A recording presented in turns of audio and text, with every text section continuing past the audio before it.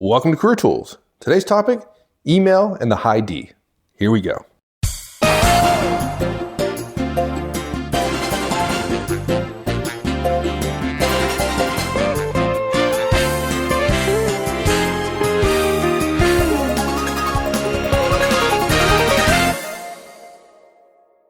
People who have been listening to us for a while know about our Effective Communications Conference and how great it is. It's just a wonderful, wonderful experience. It's a fun day. It's terribly interactive. And we cover email at the end, the 4 DISC profiles and how they think of and treat email. And we cover that toward the end of the day. And when you think people have been sitting all day and interacting all day, they'd be tired. And we just have a lot of fun with email. Yeah, I think partly is because people don't think of email as communication. And the majority of the day, 7 hours or so, is practicing interpersonal verbal communications. And they're on their feet for several hours in role plays that are hard work. People are tired by the end of the day, but they're stunned at how much they realize it is communication and how easy it is to make some quick distinctions to make yourself more effective. And they love it. They absolutely love it. It's one of the easiest ways to introduce yourself, to tailor your communications to others. Yeah, it is. Profiles, it really is. Right? I didn't think about it. And you have so much, and it's one of those things, you have so much information. You could go to your office, you could sit down, and you could pour through 50, 60, 100 emails from somebody you interact with all the time, and it will be so obvious what their DISC profile is. And we're going to give you some suggestions on one, how to figure that out, and then what you can do to be more effective in your communications with that person via email. Yep, exactly. So, 3 parts. What high Ds are thinking about when they think about email. Secondly, how to tailor your responses. And then last, we'll give them some examples. So, the high D one is hilarious to me because what high Ds think about when they think about email? Well, they're not thinking about much because they generally don't want to communicate at all. Yeah, high Ds are, if you don't know DISC, the forceful, take no prisoners. If you need a man for a secret or dangerous mission, you want a high D. They don't want to spend their time talking about things. They just want to get it done. They want to get it done now. They don't care if things are a little bit messy. Their perfect communication, in their idea of perfect communication, would just be beaming their plan into your head and you obeying, right? Just do what I tell you to do. You don't have to think. I don't want you to think. Just do what I tell you to do. That's what high Ds would say.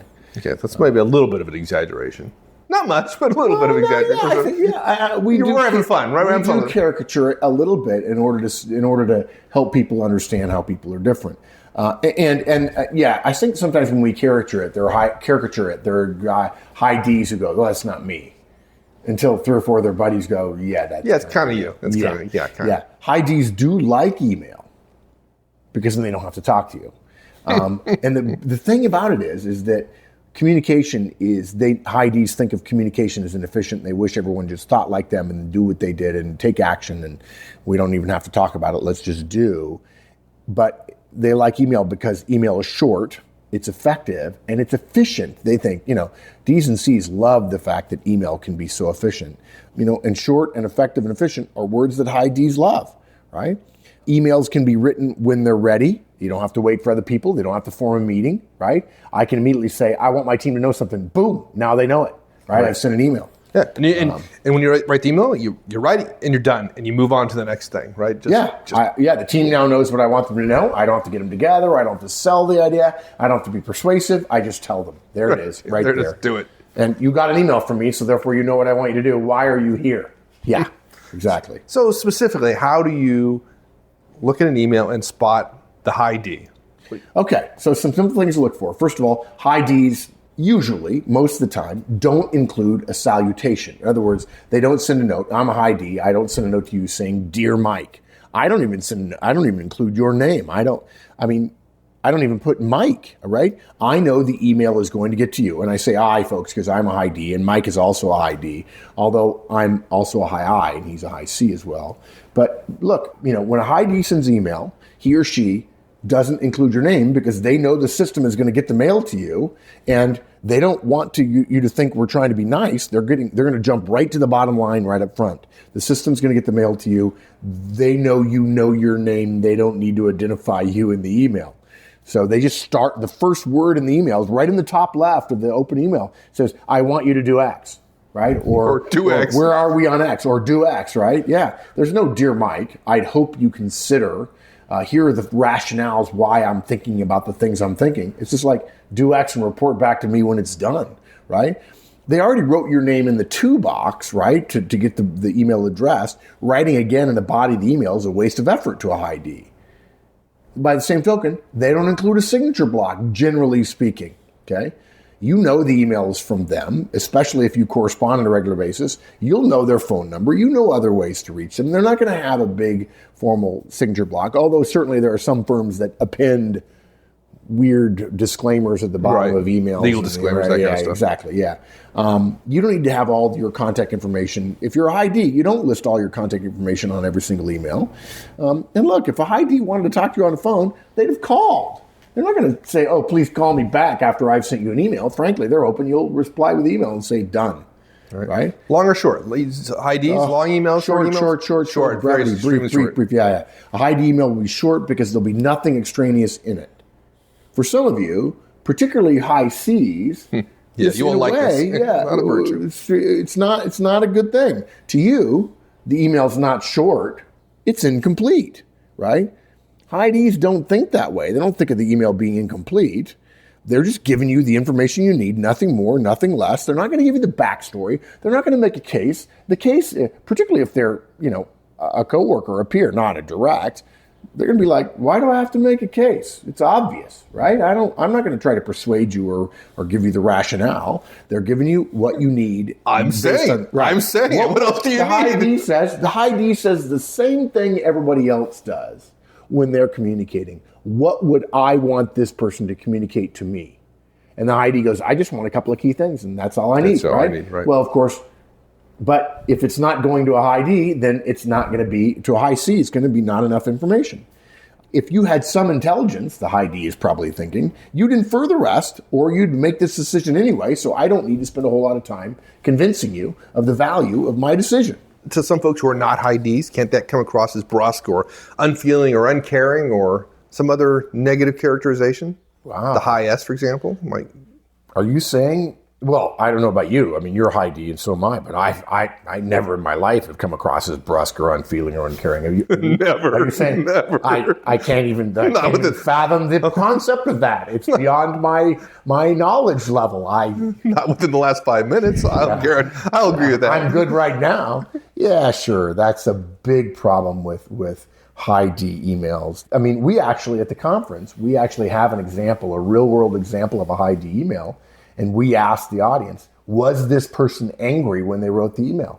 And sometimes 4 or 5 people raise their hand and say, oh, definitely he was angry. But not the high Ds. And the high Ds are like, no, you're not angry. That's just matter of fact. No, he's not angry. And I know if he'd been angry, he'd have said, I'm pissed about this. Come see me. Bam.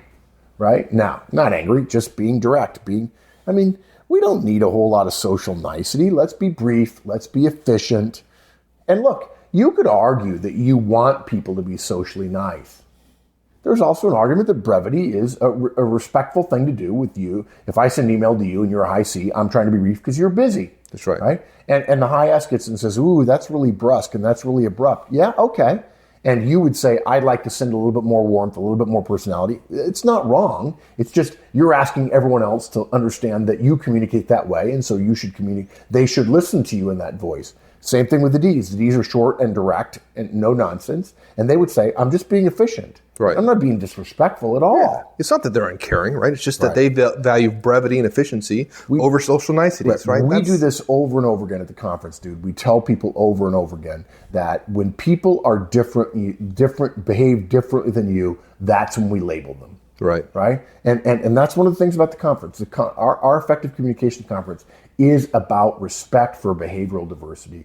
We love people to come to the conferences, but we don't spend a lot of time marketing them. But I got to tell you something. If you're not comfortable with behavioral diversity, don't come to the conference. Yeah. Because that's exactly what it says. It says some people behave differently than you, and if you're not willing to understand it and change your behavior in order to be more effective with them, no sense listening to us. Because we believe if you want to be more effective in a diverse marketplace, in a diverse workforce, in a diverse organization, behaviorally diverse and every other way diverse, you've got to be willing to change your behavior to be more effective. If you've ever clicked with somebody, it's probably because they were like you. And if you've ever not clicked with somebody, it's because they have different behaviors than you. And if you wonder why you're not clicking with a lot of people, it's probably because you're not willing to change your behavior. And the question becomes, are you so tied to your behavioral standard, your rut, your habitual set of behaviors, that you're willing to say, I'm going to engage in my habits, even if it's ineffective? What you're doing is putting your personal preference for your habits over what could be more organizational effectiveness by you being willing to change 20 or 30%. Exactly.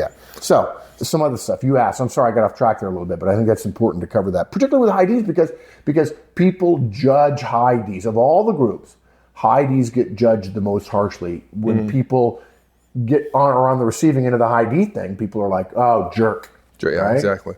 Or worse. Yeah. And in fact, I've said this recently. I'll probably get it not exactly the same, but if I had to use 4 caricatures for the 4 profiles, a high D gets characterized as a jerk, a high I gets characterized as a liar, a high S gets characterized as a milquetoast, and a high C gets characterized as a stick in the mud or obsessive compulsive, OCD, right? Yeah. All right. What else about high Ds? They won't send long emails, so there's not going to be any scroll bar, okay? If there's a scroll bar in a high D's email, it means they're probably thinking this is too long for an email. I should call them, or I should talk about this in the meeting. It'll probably have 3 paragraphs or less, and each paragraph will have 3 sentences or less, right? You're not going to get big, long, windy paragraphs from a high D, right? They're going to make their key points, and they're going to assume that you're going to make some assumptions about what's between the lines there. They're not going to have any emoticons. And no, really? By the way, emoticons? I recently mentioned the word emoticons at a conference, and somebody said, what is an emoticon? I was like, wow. Emoticons is the official, formal, professional word for smiley faces, folks. So when you think colon, dash, close paren, that you think of that being a smiley, that is an emoticon. I think actually that's the first emoticon ever. Right? Yeah, but a high D would, they never send an emoticon, so they never do that. Yeah. But if they did, it'd be colon, right paren, and you just eliminate the dash. Because it's one more keystroke. One more keystroke. Yeah, so no need for emoticons. Don't do it. If you send an email to a high D with emoticons, I promise you they discount it. Yeah, they think amateurish, childish, not professional, totally unprofessional, yeah. Look, high Ds automatically put their most important thought in the first sentence of a paragraph. Following these guidelines, which high Ds don't even think about, they just do, will totally make your communications with them much more efficient. It'll actually make you more efficient. You don't need to prepare a big, long note for a high D. They're not going to read it. Right. You're wasting your time because it's not going to get across. Just bam, bam, bam, bam. So you wouldn't put it in the body of the email. So if you have a lot of detail, you put it in an attachment, right? You put it in the attachment. That. I just want to shoot myself in the face when you say attachments. No, high Ds hate attachments. The whole opening another program thing, I'm busy. I have things to do here. Trying to find the bit you're talking about on page 5, page 5 of some spreadsheet, totally waste time. Too much effort. High Ds just copy and paste the most important part of a spreadsheet or a deck or a Word document into the body of the email. Here's what I want you to read. Totally quick, totally efficient, okay? High Ds also, bottom line up front, bluff. We've said this 1,000 times in CAST before, right? Part of the reason that high Ds are seen as brusque is they get straight to the point. They don't beat around the bush. They don't try to lead you to an idea. They don't try to tell you a story so you're okay with the conclusion when you get to the conclusion. They give the conclusion right up front. And they say, and here's why that's true. Did you or did you not post the figures? Could be an entire email from a high D. That's right. Right.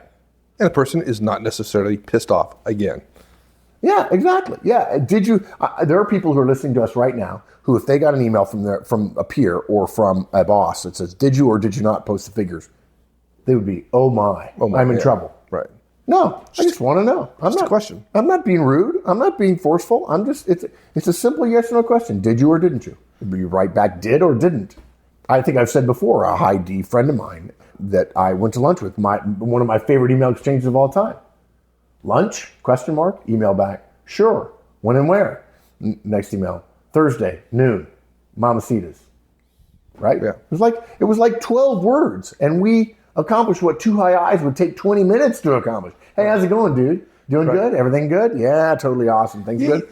I think people think about, like, did you or did you not post the figures comes across as brusque or direct to some folks. And to the high D, what I think is going on there is they're just trying to be precise about the question they're asking, right? They don't want to put it, they want to put it in a direct, concise way such that they get the answer they're looking for. They don't want to invite a conversation about Here's it. something I said to somebody recently at a conference. They said, yeah, that really feels harsh to me, that, hey, did you do it or not? And I said, okay, let me suggest that email is more the culprit than the high D.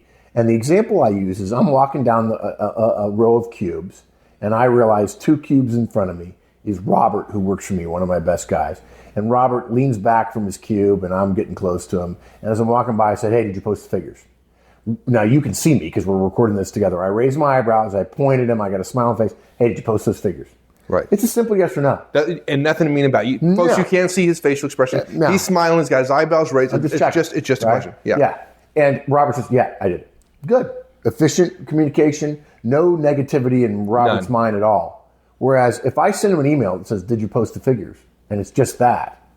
People read something into that that's negative. Can't see the facial expression. Yeah. And because high Ds are not likely to use emoticons, they lose the opportunity, to convey that it just and relaxes. I got to say, the whole "did you post the figures" with the smiley face after it? The smiley face? Really? At that? And I'm a high I. I'm okay with emoticons every once in a while, but did you post the figures smiley face? Like, I really believe you did, and so I'm hoping you say you did. Like, I don't know. Little heart. Yeah, little heart. Love you, man. I heart you. Yeah. But there are some caveats to this. We got to be honest, okay? One of the problems in the modern world today, this cast is being recorded in 2012, is emails from iPhones or BlackBerries or other smartphones or mobile devices. You've got to discount those. If you're doing some analysis on your boss to try to figure out which profile your boss is, you got to be careful. Don't assume. What we've discovered is everybody tends to feel much more like a D. Everybody skews toward the high D quadrant when it comes to mobile devices, just because thumb typing and speed, and you're doing it while you're walking and so on. So be careful about that. Emails from mobile devices tend to be shorter, might mislead you into thinking someone is a high D when they're not. So use a broader range from your analysis. Look for the ones that don't say, send from my mobile phone, send from my BlackBerry, send from my iPhone. Right. Don't you also find that bosses tend to be more direct? Bosses tend to be more direct. And they start to appear as high Ds when they may not necessarily be high D. Bosses tend to communicate more briefly and more directively, if you will, because of their role and not necessarily because of their style. You have communicated in your own style up to now, and that has worked to some extent. Taking a few extra days or weeks to be sure that your boss is in fact D, I, or C is going to help you be more effective. So be cautious there. Don't just read your emails from your boss and go, oh, look, he's a D. I would absolutely look for interpersonal communications. I'd watch in meetings and so on. If all I did was look at emails, you'll see a lot more bosses that would be characterized as high Ds when in fact they may not be. Right. Okay, so now that you know how high Ds think of email and how they behave in email, I want to get more effective with them. So how do I tailor my emails to get better results when communicating with a high D via email? I think what you do is act more like they do. You move in their direction, whatever your style happens to be. Now, look, if you're a high S, folks, you don't have to suddenly become deeply brusque and rude and suddenly send out short staccato emails that hit people in the face and say, I don't care about you. We're not asking you to do that, okay? You're not mimicking them. You're not going to become George Patton or Charles de Gaulle overnight. What we're asking you to do is move in their direction a little bit. And if you're naturally an S or a C, which tends to mean longer emails from you, then assuming you're prepared if you're IC, then you've got to shorten up your emails, right? In other words, you don't have to become a high D. You just have to less of a high S, which is to say, become shorter in some of your emails. And the idea there is you're showing respect by communicating with them in a way that they want to be communicated with. When the American goes to France and he's in Paris and he says to the Frenchman in English, which way to the Eiffel Tower? And the Frenchman says back, blah, blah, blah, blah, blah, blah, blah, right? Which is what the American hears who doesn't know French. And he probably should have learned at least 30 or 40 phrases so he can get by, right? In the basic conversational, tourist conversation kind of thing. And then the American, upon hearing some blah, blah, blah, blah, blah, says, I'm sorry, which way to the Eiffel Tower? He talks louder and slower and just, it's just dumb. It's ugly. And you're being disrespectful of a Frenchman in France. And that's part of where the ugly American story came from. So don't send high D's long, rambling emails, which are going to irritate them. And folks, they're not going to read it. And then you're going to get irritated that they didn't read it because I sent him an email, so therefore he should reply. And they look at this email and they go, my God, look how long. I don't have time for this. No, and if you're a high S, for example, high Ds don't start their emails generally with person's name, right? There's no Dear citation, Mark, right? Right. But if you're a high S and you say Dear Mark, the high D's not going to get pissed off. Frankly, they're not even going to see it, right? Right, They're just skip right. Right past I'm it, right? skipping. Yeah, I'm skipping. Yeah. You could misspell my name. In 90% and you wouldn't even notice. I'm going right to the what obligations has this email created for me? And you've seen enough of them, you just skip it and you get on. Now, the next paragraph, the next sentence, better get to the point. Yeah. By the way, let me just say something. A lot of people write me emails, and I really appreciate it when people write in the subject line, no need to reply or no response. Yes. I love that. And I admit it, I'm a high D, and I get a lot of emails from customers and from clients and from individual licensees. And those of you who write me a note, so there's no need to reply. I love reading those because I know I don't have to search for an obligation therein. I really like it. So right. And the context we're looking for here, the best way to describe it is what Wendy says. Do you shout when you go into church? And the answer is no. Well, when you talk to high Ds, you don't send them long rambling emails that they're going to say, I don't want to read that. Right. So high Ds are not going to think you're rude if you start the email without their name, right? Just like you said. Get straight to the point. What do you need me to do? If I'm a high D, I want to know what do you want, right? Focused on tasks. That's what we want. We're focused on tasks and making things happen and overcoming objections. We're looking for the problem. We're looking for the issue. We're looking for the thing we need to do to figure out what our obligations are, what our tasks, how our task list is going to change as we read this email. Obviously, we want you to be brief, right? That's how you tailor your responses. Follow the high D's unspoken rule. Try to get to three paragraphs or less and 3 sentences or less per paragraph. And you may not be able to get there. Maybe you have 4 paragraphs, maybe you have 4 sentences in 1 paragraph, but shorter is generally better. Don't tell the story first and then give us the conclusion. I swear, I've said this 1,000 times, I know. The 12-paragraph email I got, and in the 11th paragraph, in the 4th sentence of 5, there's a question mark in there, and there's only one question in the whole email. And people send me notes and say, I hope you won't mind if I tell you a story. Folks, I'm just telling you, I mind. It's rude of you to insist on communicating with me in a way that makes sense to you and not me when you're asking me to help you. It's like me deciding I'm going to donate $500 to my church or my synagogue or a charity and then giving it to them in pennies, saying, because it's convenient for me to give it to you in pennies. It's rude. It's just rude. Amazing. Go to the bank, cash the pennies in for real money, write a check, something. Yeah. Okay. Yeah. If you have to follow up with the story after you say your conclusion, okay. But it's entirely possible I'm not going to read it or another high D won't read it, right? Yeah. Folks, if you have questions, you got to put them at the beginning of the email when you write to a high D, right? That shows respect for their time, right? If you have an attachment, copy the most important part into the body of the mail. Or if that's not possible, point them to the part of the spreadsheet of the document you want them to look at. Make a copy of the document you're working on and highlight paragraph 3 on page. Tell them paragraph 3 on page 2 is highlighted. That's the one I want you to read. And if you say there's an 8-page letter I want you to read, you better outrank me significantly. Because I'm just like, no, I'm not reading that. Let's conclude this by sharing an example of a high D email. What would a high D email look like? And then I'm going to ask you then talk about how would you respond to that email? But let's say that it's a peer, okay? Let's do this email from a peer. Here's the email.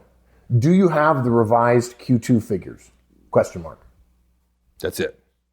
Yeah, actually, and for individual licensees, when they read this in the show notes, we actually have put lines before and after it so people wouldn't think that there was more to the email. They should keep folks, reading. nothing's missing. That's it. That's it. It's one line. Yeah, a high D would, and to tell you the truth, if I got this note, I'm like, golden. Cool. Yeah, cool. Did you love that? It's like, woohoo. Don't you love getting emails? You open it up, and it's a 1 or 2 liner, and you just go like, oh my God. Because you're expecting, paragraphs and paragraphs, and you open up, you go like, yeah. Although there's a caveat to that. The guy sends a note, says, Mark, I'll be brief. I'd love for you to read what's below. And there's a scroll bar on the right because there's all this stuff. Guys, that doesn't count. If you want me to read something that somebody else wrote, you don't get credit for writing one sentence. Okay. Yeah, right? Good point. Yeah. Good point. But I open up an email, and it's short. I'm like, awesome. Yeah, awesome. I see a lot of white space in my email. Oh, I like it. I totally like it. And again, this person, this one-liner, they're not mad. It's short. No. They're not mad. The person's not angry. They just have a question. I'm walking by your cubicle and go, hey, do you have the revised Q2 figures? I'm looking at you. I got my eyebrows up. I got my hand pointing in your direction. Just real quick. Hey, real quick, Mike. You got the revised Q2 figures? Got them. Yeah. How about just in 5 minutes? So to your point, how do you reply? Here's what you send back. Yes, attached. The critical number is in cell A4 on the Product X tab, 45K. I'm waiting for marketing to send their numbers, and then I'm sending this up to the 60th floor. Boom. Bam. Bam. It's like, bam. That's like awesomeness. Yeah. It's awesomeness of all time. Yeah. Yeah. Now look, we understand, folks. Best email ever. I know, ever. If we're an I, that's how yeah, exactly. We understand that some of you might think this is short and rude. It is not. You are judging someone else who engages in different behaviors than you. Brevity and efficiency are good things. Warmth and friendliness are good things too. And for all things, there is a season, right? The high Ds read this email exchange and are sighing with relief. No touchy-feely stuff, just the facts, man. That's what we wanted all along as a high D. Yeah. Don't assume. I promise those short one-liners. Are we there yet or not? And people are like, oh, what do you think the boss means? He's a high D. What he means is, are we there or not? Yes? Right back, yes or no. Yeah. Right. Well. So, folks, high Ds like to be short. They like to be brief. They're not going to be warm. They're not going to be fuzzy. They're not going to mention your name. They're not going to sign it. They're just going to ask the questions, make their points, get off it. And when in France, do as the French. When in Rome, do as the Romans do. Tailor your communications, move in their directions. If you're a high I, a high S, and you love chatty, try to shorten them up a little bit, right? Be a little bit more direct. Don't tell us a story before you get to the conclusion. Give us the conclusion you want us to reach, and then if we need to read the story, we will. Look, email is something we do every day. Communication is the single most frequent behavior that managers engage in. Email has become the go-to communication device. It's not always best. It's not always most effective, but we know you guys use it a lot, and you need to know how to be more effective by email. Working on making your emails to other people more effective is a totally good investment of your time. The changes you make will be repaid in spades over and over again. I got to tell you, folks, the number of times I get an email from someone, it's an email that I'm uncertain about, and I ask Maggie, what's this person's DISC profile? And based on their DISC profile, I respond in that DISC profile. I do it all the time. People are amazed. Yeah. And if I know the person, I respond based on their profile. Not just because I want to show them respect, but because I want to reduce the chances that they will misunderstand me. I want to increase the chances that they will understand me. And that means I'm going to tailor my communications into a language, and language is more than just English or French or Russian or South African, but also the words I use when I'm speaking English to another English speaker in email. Just more effective. Yep. Thanks, my friend. You bet, partner. Thanks, everyone. That's it. We'll see you next week. In the meantime, just take a few moments and think about this before you respond to the high D on email, and just see how much better your email and the response you get from folks is going to be. Great experiment. Check it out. So long, folks.